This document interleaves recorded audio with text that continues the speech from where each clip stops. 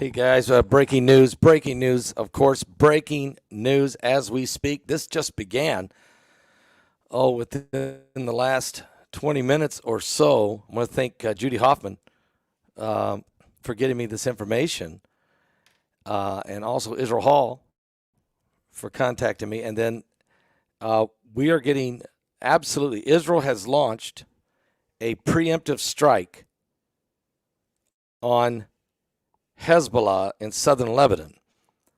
And somewhere I have that article. Where did it go? Was it on a phone? Which phone was it on? Was it on this one?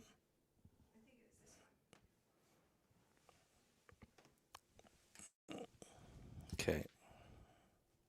Okay, thank you, Heidi. Okay, siren sounds. Okay, so it's a little, give me 1 second here, everybody. It's a little, everything's happening real fast. We've got rockets going off like crazy. Sirens are sounding across the northern Israel, as emergencies have been declared. The IDF the Israeli Defense Forces have preemptive strike on Hezbollah to stop their major attack that they were about to launch. Now, we've been knowing this is happening. Some 40 strikes have been reported in Lebanon by the IDF. As Israel says, the terror group were planning an imminent assault to avenge the slain commander. And so all flights have been halted in and out of Israel. Matter of fact, flights are being shut down everywhere in the Middle East area there. Residents are told, go to your shelters and stay there. This was an emergency situation that's been declared in Israel for the next 48 hours. Israel's declaring it because Israel is preempting. Israel plans on wiping out Hezbollah, it sounds like. That was 3 minutes ago. This emergency situation was declared. 40 shots, 40 airstrikes by Israel had already taken place. 5 minutes ago, there were no reports of injuries after a series of alarms went off in the north. Also, Benjamin Netanyahu is right now, this was 6 minutes ago, he's convening with his security cabinet. It is a little bit after 7 a.m. Or no, they're going to meet at 7 a.m. Israeli time. I think the time right now there is 6:17, okay? Netanyahu, Defense Minister Gallant are managing the northern flare-up from the military out of their headquarters in Tel Aviv. The IDF were embracing for a significant attack by Hezbollah. Hezbollah had gotten their guns in position. They were getting ready to launch a massive attack on Israel. Israel could see it happening and said, nope, it's not going to work that way. And Israel began hitting them. Now I'm looking right now. Here's rockets. Okay, here's in the last 22 minutes. There was a rocket that headed toward the North Golan. Another rocket was fired at the Upper Galilee 17 minutes ago. Another one 16 minutes ago. There's a battle, a confrontation across back and forth from the border between Israel and Hezbollah. That was 12 minutes ago. Upper Galilee, another rocket went flying at Upper Galilee 12 minutes ago. More firing going on now, a confrontation right at the border between Israel and Hezbollah, and it's got the names of these Israeli towns. And I'll be honest with you, I'm not going to try to pronounce them because these towns, I'm not good at pronouncing these towns. Okay, but it's definitely on. Okay, definitely on. Now, I was just listening, and another channel over here. What's this guy's name, Heidi? But anyway. The rockets were going off, boom, boom, boom, boom, boom. I heard them. Also, Heidi's rocket alert. Can I turn the volume up on this? I turned the notifications off. Okay.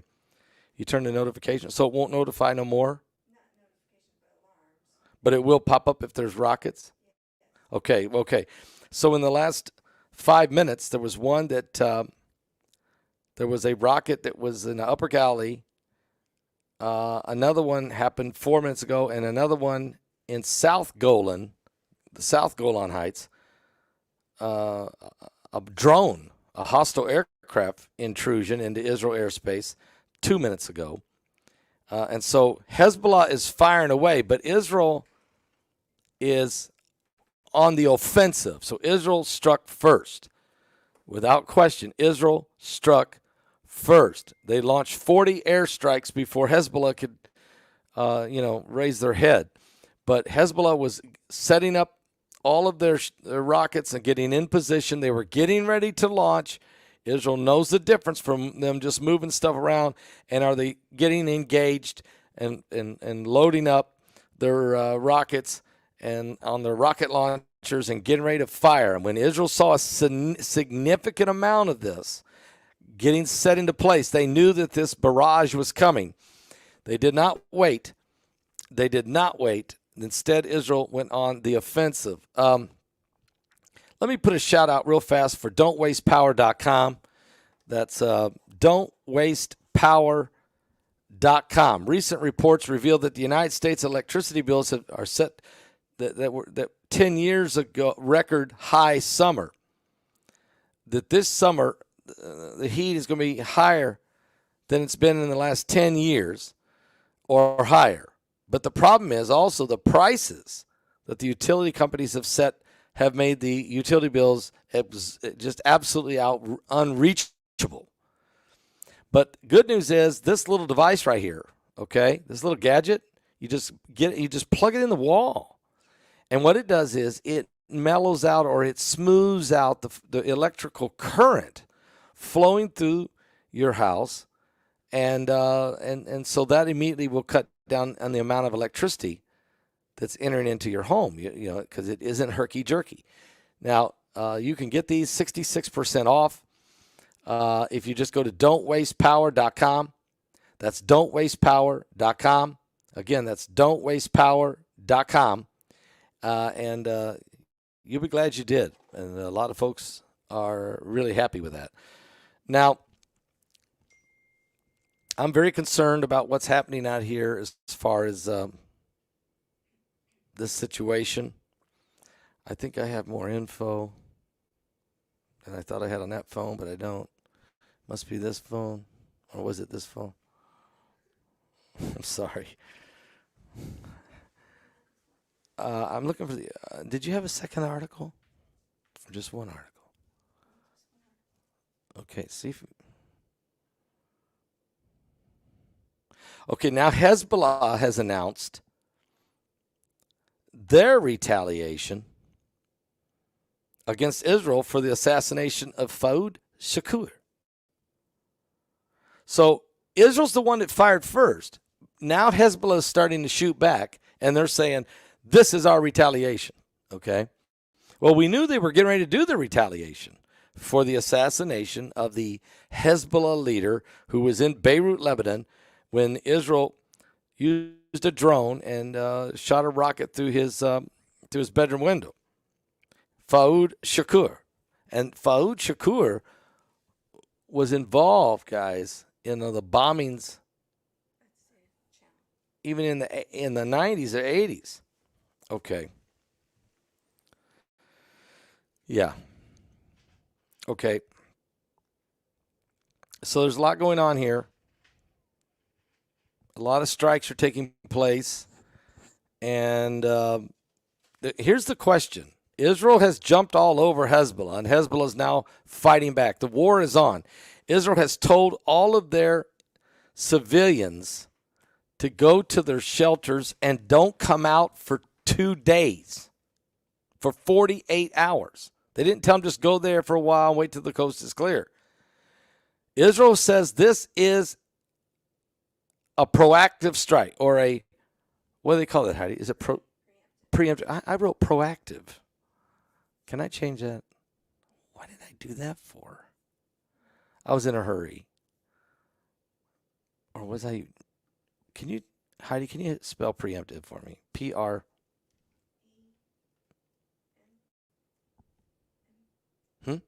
P-R-E-M. P-R-E-M. I'm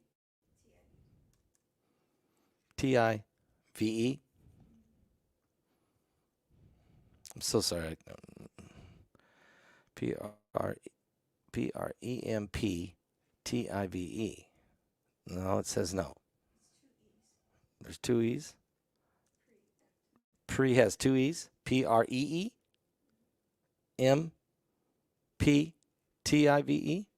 Okay, so sorry. Well, guys, I was rushing to get it together. You know, I was trying. I had we had emails coming in. I had rockets going off over here. Heidi has now turned the siren down on that because if we didn't, you guys would be freaking totally out because it is nonstop. The rockets are flying right now nonstop.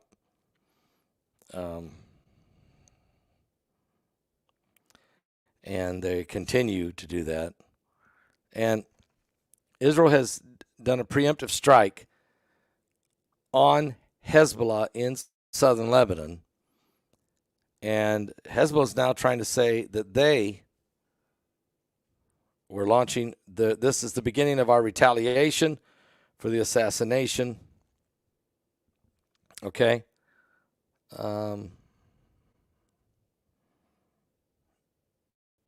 Okay, so there goes that. Huh? Yeah. Okay, the airport. Israel Hall just sent this to me. Ben Gurion International Airport in Tel Aviv is absolutely in chaos, filled with travelers. All flights to and from the airport have now been canceled. Thousands of people are stranded in Tel Aviv in the Ben Gurion International Airport. Heidi, we've been there many times. And you can imagine thousands of people stranded. They can't get out. The flights are not leaving, and the flights that were in the air coming in there are been diverted and going to be sent somewhere else. Those people are going to land in another country somewhere. And Israel has told their civilians to South Bay Mike 5 minutes ago saying sorry. He said, sorry, bro, I didn't know you was live. But he's saying, and then he typed preemptive. Thank you for spelling it correctly, Mike. South Bay Mike. Okay, thank you. So I'm getting some texts coming in. It's just crazy what's going on right now, guys. It is a war, okay? Bombs are going. I've heard the bomb explosions already over at another network online, and then I've been reading here from the all the recent red alerts that they're going off everywhere. Israel must be really pouring it on them, okay? From what I'm understanding, they must be really crushing them. I'm talking about crushing Hezbollah. Here's the question. Where's Iran? If I was the head of Hezbollah or the head of Hamas or of the Islamic Jihad or of the Houthi rebels, I'd be asking the Ayatollah Ali Khamenei, where are you? Because all of those proxies, and even the Syrians, didn't you say, Heidi, Israel smacked somebody over in Syria too? Oh, the United States did it. When did they do that?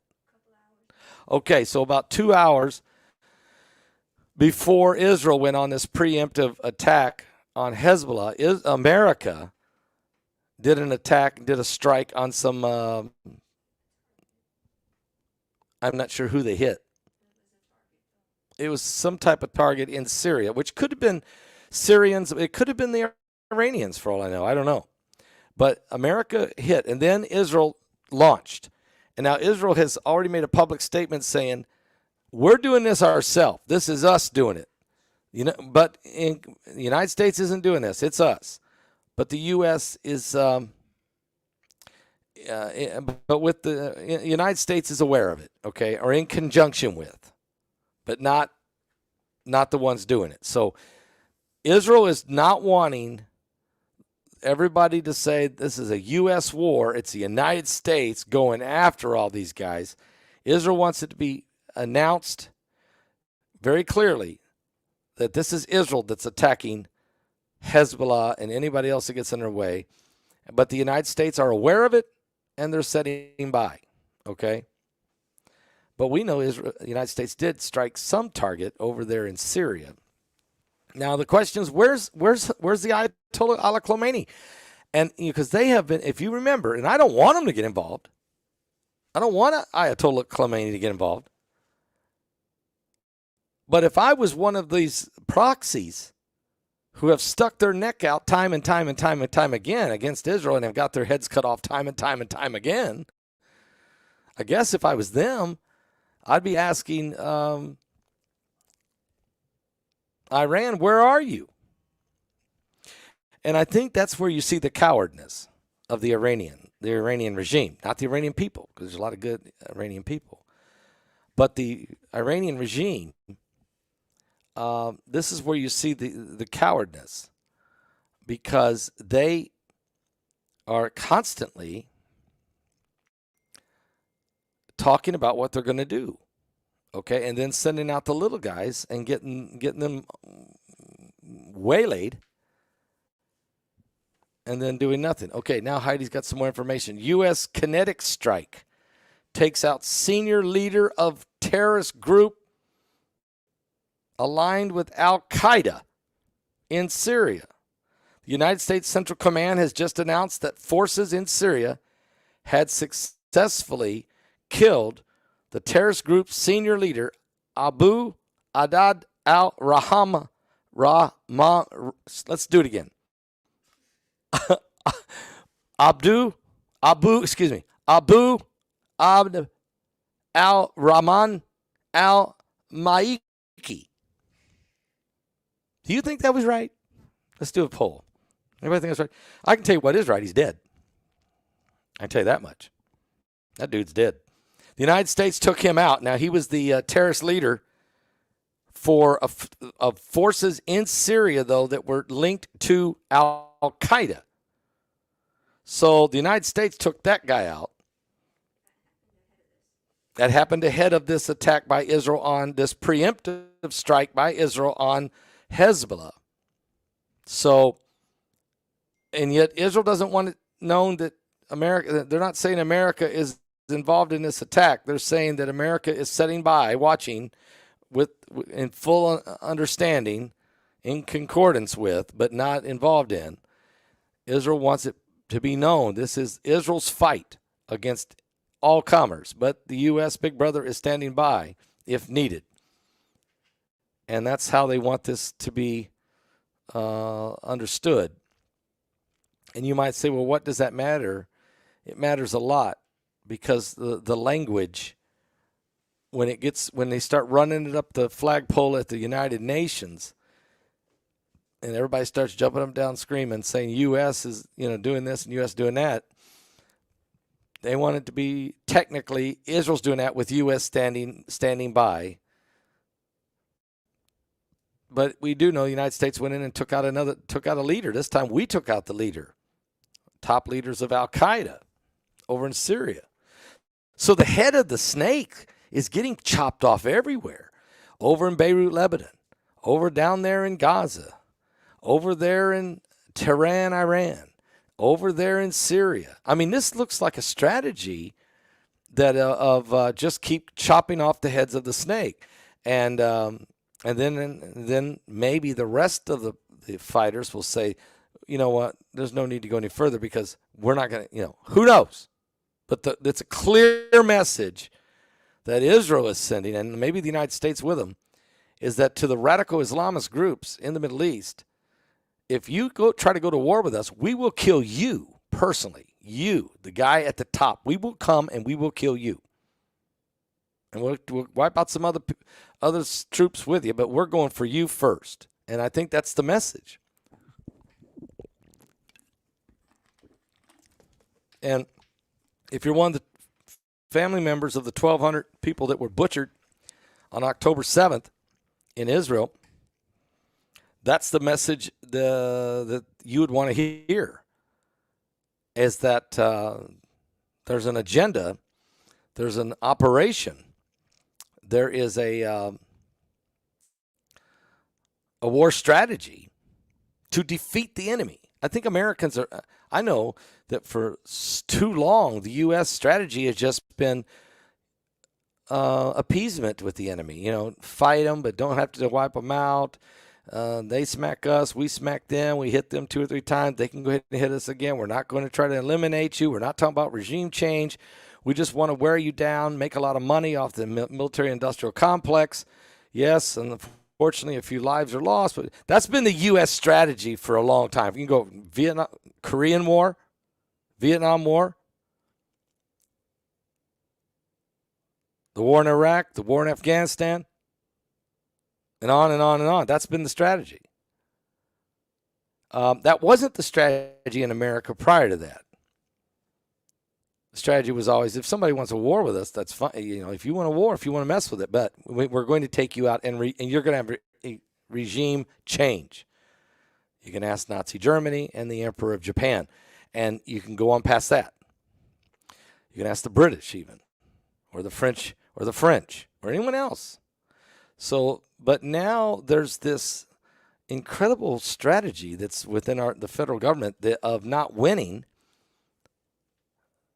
but trying to please, and can we all, and hope people go away. And you'll find out in life that people don't generally go away. And so at some point you have to take a strategy that says eliminate the enemy. And I think that's I know that is the position Israel has taken. And the whole world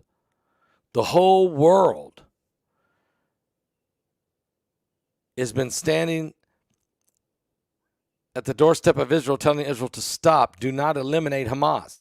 The whole world, including the Biden administration, has been saying to Israel, stop, don't eliminate Hamas.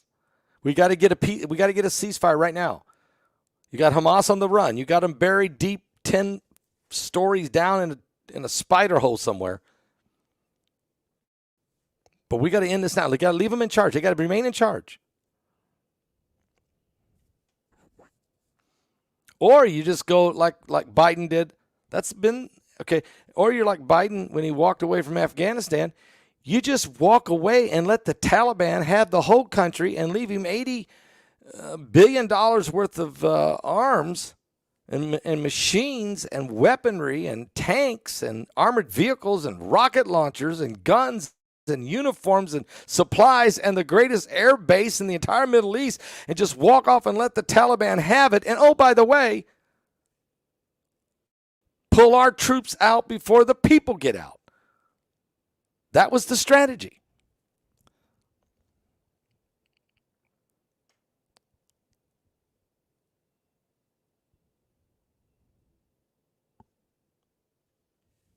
I mean,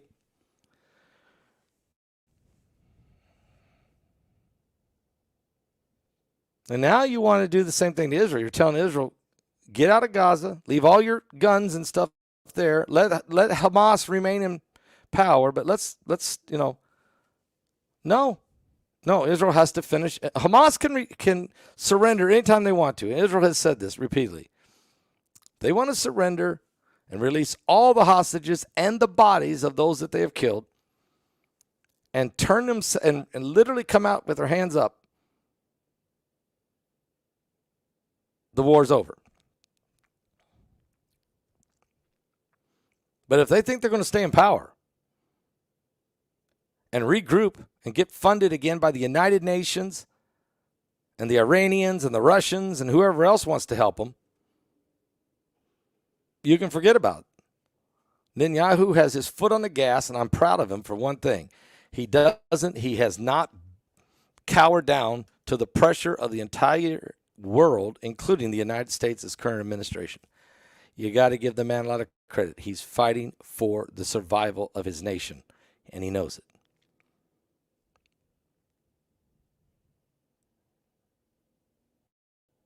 War is a terrible thing. People are dying. 600 and some Israeli soldiers have died in the conflict. Thousands of Palestinians have lost their life in this conflict. Many of them innocent, many of them not. Thousands of them were Hamas jihadis sworn to the destruction of Israel, but they're dead. Iran continues to push the proxies to never surrender to the last man left. The only people who are not jumping in to fight are the Iranian regime. And that's the truth. So tonight this thing could go another level. Now, Heidi, do you have any information anywhere about Iran? Have they started anything? No. So we're going to let you guys go. I think at this point we pretty well see what's going to take place. Israel's going to continue to, apparently, for the next 2 days, maybe crush Hezbollah, and then hopefully nobody gets killed. None of the Israelis, and nobody innocently gets killed either way. And then let's hope that all of the radical Islamic groups in the world will lay down their arms and say that's enough. We're done. We won't do this no more. That'd be perfect. All right, guys. God bless all of you. If something big blows up from here, we'll be back. Hopefully not. God bless all of you. Pray for the peace of Jerusalem, because if you do, and if you're serious about it, you will prosper. God bless all of you. Give your life to Jesus Christ, because obviously the end time wars are on.